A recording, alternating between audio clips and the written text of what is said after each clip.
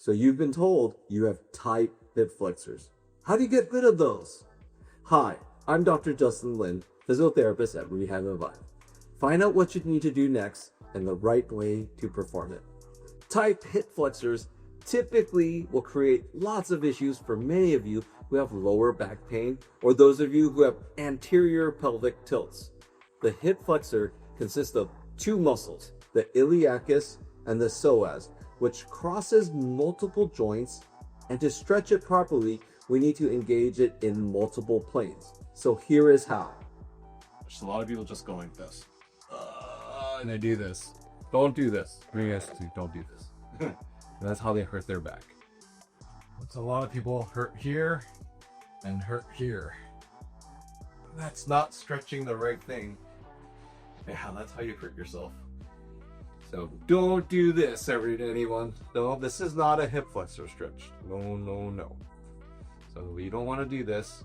All right, so what we're gonna do is basically you got the iliacus and you got the psoas, so it crosses over your lumbar spine and then it goes down to your hip joint, gets into your lesser trochanter down. So you want to be able to tuck that down. So you want to tuck it in. So you basically do a posterior pelvic tilt. Then you take it, you basically lock these in and shift your weight forward like a lunge. Then what you can do here is you want to raise your arm up. That creates a little bit of traction. Then you can side bend your body away and then rotate. And that's all you need. You can feel it deep in behind your belly button deep. And you can take deep breaths if you want because it has attachments into your diaphragm.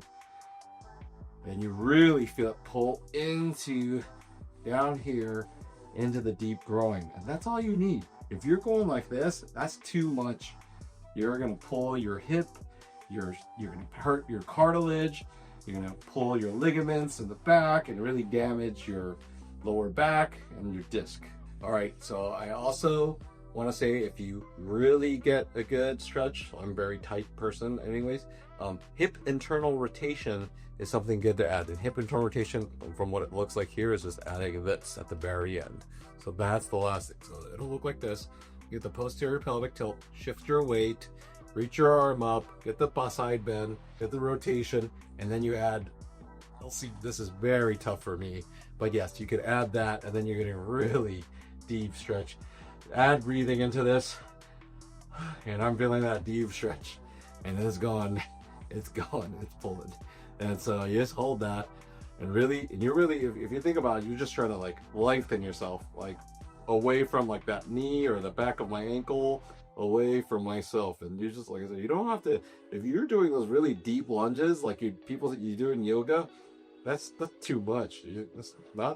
It's not that same. It's not the warrior stuff, you know. This is a true hip flexor stretch, the true iliacus psoas. I'm feeling on the inside part of my pelvis all the way, like actually even behind my sternum. That's the real way to do it. So there's like 5-6 different steps to do this correctly. So yes, that's when you know you're doing it really well. It's getting to like the core. My central heat is going up. Let us know your thoughts on our video. Please leave us some love or questions in the comments box below. Please like and subscribe. We appreciate your support. I'm Dr. Lin. Remember, we heal smarter.